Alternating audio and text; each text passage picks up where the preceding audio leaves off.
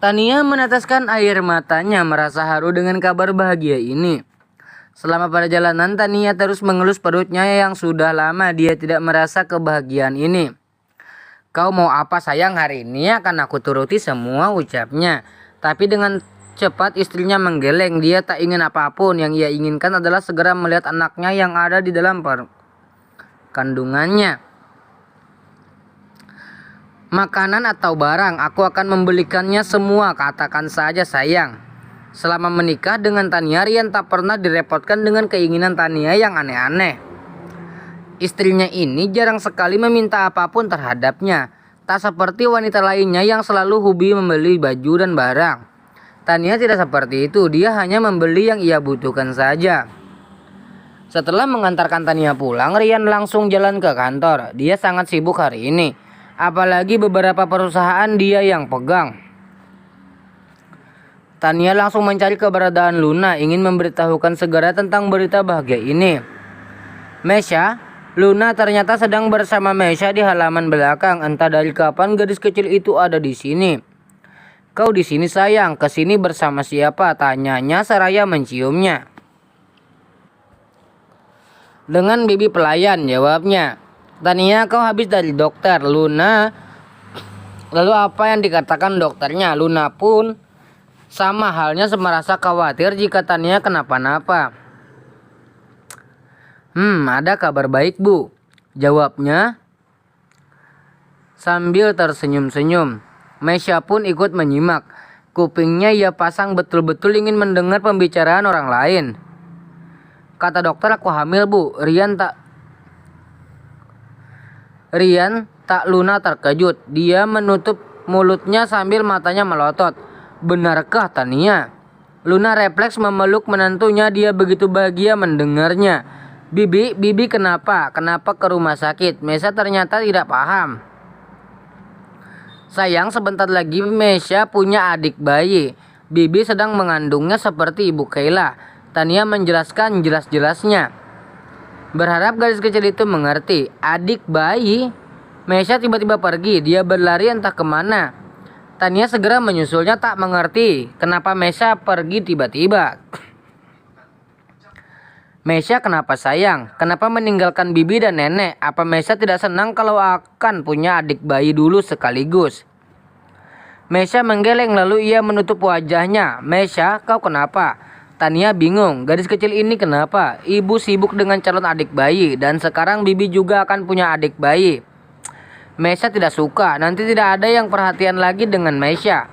Rupanya Mesha takut perhatian Tania terbagi. Sayang, bibi akan tetap sayang sama Mesha. Sini lihat. Bibi, Tania memegang kedua pipinya merapikan anak rambutnya. Sebentar, wajah cantiknya mirip dengan Kayla, hanya saja sifatnya banyak meniru dari ayahnya Rico. Mesha memeluk Tania, menggelamkan wajahnya di dadanya. Dia menangis di sana, rasa takutnya tak akan pernah hilang. Mesha, bibi sayang banget sama Mesha. Mesha itu ibarat penyembuh lukanya bibi. Kehadiran Mesha membuat hidup bibi berwarna, ucapnya dengan mata berkaca-kaca. Teringat kembali saat Tania kehilangan bayinya. Hari-harinya ia penuhi untuk menjaga Mesha karena Kayla saat itu sibuk dengan butiknya sendiri. Dan kini dia sedang mengandung anak lagi. Walaupun begitu rasanya pada Mesha tak akan berkurang. Bibi janji. Mesha mengacungkan jari ke kelingkingnya meminta Tania untuk mengikat janji. Lalu mereka berdua pun saling janji walaupun status Mesha hanya seorang keponakan. Tapi Tania sudah menganggapnya seperti anak sendiri. Semakin hari perutnya semakin membesar. Dia tampak kesusahan dalam berjalan dan melakukan aktivitas. Memandikan Mesha pun dia harus meminta tolong kepada pelayan. Saat ini Kayla sedang berdiri di halaman depan. Dia menunggu putrinya pulang. Tadi ia mengizinkan putrinya main ke rumah Tania dengan syarat akan pulang sebelum waktu sore. Dan tak berapa lama mobil yang Mesha tumpangi datang. Kayla dengan gaya angkuhnya menunggu Mesha keluar. Ibu, Mesha berteriak kegirangan. Kayla mengernyitkan heran apa yang terjadi pada putrinya. Mesha sebentar lagi akan memiliki 2 adik bayi, ucapnya dengan suara yang gemas. 2 adik bayi dari siapa? Bibi Tania. Bibi akan memberikan aku adik bayi, katanya. Mesya masih saja bersorak riang. Dia bahagia sekali walaupun rasa takutnya belum hilang. Jika sewaktu-waktu perhatian mereka akan terbagi. Dia sudah hamil. Mandi sana dengan bibi pelayan, suruhnya kemudian. Dia sepertinya tak tertarik dengan apa yang diceritakan Mesya. Baginya itu tidak penting. Mesya ingin mandi dengan ibu. Rengeknya manja. Dengan bibi pelayan dulu. Kayla sudah mandi, dia tak ingin basah-basahan lagi. Ibu, Mesya jangan membantah sama bibi pelayan dulu. Pelayan pun membawa Mesya untuk ke kamar mandi. Walaupun gadis itu meronta tak ingin dimandikan oleh pelayan, yang dia inginkan adalah waktu bersama ibunya, bukan dengan pelayan terus.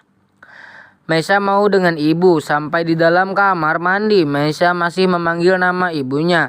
Hati pelayan begitu tersayat, anak sekecil ini harus mengemis meminta perhatian ibunya sendiri.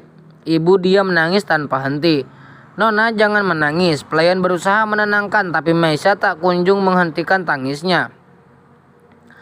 Mesya, kenapa kau susah sekali diatur? Ini pasti karena kebanyakan main dengan bibi Tania.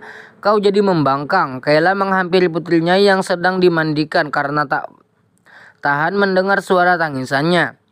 Jangan salahkan bibi Tania, belanya. Kayla menyuruh pelayan untuk pergi, dengan terpaksa ia yang meneruskannya.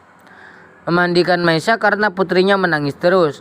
Mesya merindukan Kayla yang perhatian. Dia mencoba membuat ibunya dekat lagi dengannya. Ibu, peluk aku, pintanya. Sejenak Kayla terdiam dan dia kemudian memeluk putrinya. Degapan seorang ibu yang membuatnya nyaman. Mesya tak ingin melepaskannya.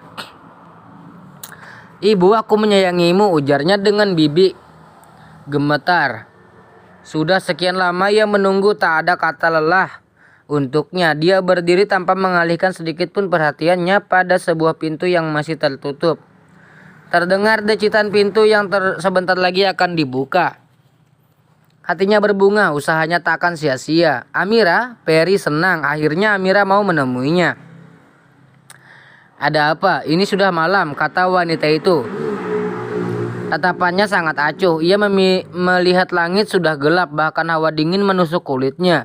Kedua mata mereka bertemu sekian detik, dan tiba-tiba dari arah belakang terdengar suara langkah seseorang. Amira masuk. Raul menyuruh putrinya untuk segera masuk. Kini hanya ada Ferry dan Raul di sana, membuat Ferry membeku. Dia ketakutan. Paman, panggilnya dengan suara terbata.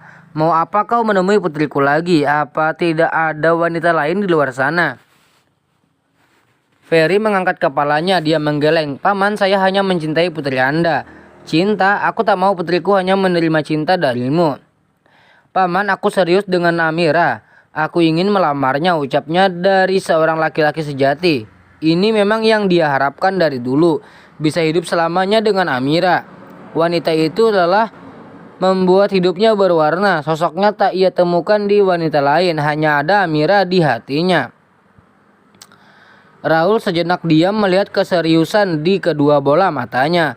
Temui lagi aku besok pagi. Tak banyak menjawab, Raul langsung masuk ke dalam Peri termenung. Menatap punggungnya laki-laki yang sangat ia hormati perlahan menghilang dari pandangannya. Amira, aku mencintaimu. Ferry berharap besok pagi akan menjadi hari keberuntungannya. Dia ingin Raul menerimanya sebagai calon menantu. Sejak dokter mengatakan bahwa istrinya sedang hamil, Rian sekarang jadi overprotective sekali. Tania tak boleh melakukan aktivitas yang tidak diizinkan dan juga tidak boleh berlama-lama di dalam kamar mandi. Tapi untuk memasak Tania tidak mau dilarang. Ada banyak pelayan di sini, untuk apa kau menggaji mereka kalau kau sama saja melakukan pekerjaan mereka? Rian tak ingin istrinya kelelahan, dia ingin Tania duduk manis saja. Aku suka memasak. Kau akan makan dengan lahap jika makanan masakanku, ucapnya. Tapi untuk saat ini lebih baik kau diam saja. Menonton televisi bukankah lebih menyenangkan? Istrinya menggeleng dan beberapa saat kemudian dia terdiam. Jika sudah diam, Rian tak bisa melakukan apapun selain menuruti permintaannya. Baiklah, kau boleh memasak, tapi jangan kelelahan dan jangan memasak banyak makanan. Dan berisik sekali, seru Tania membuat Rian akhirnya terdiam. Pagi ini seperti biasa Tania sudah menyiapkan segala keperluan suaminya. Kapan-kapan aku ingin ke kantormu, apakah boleh? Tanyanya dengan antusias.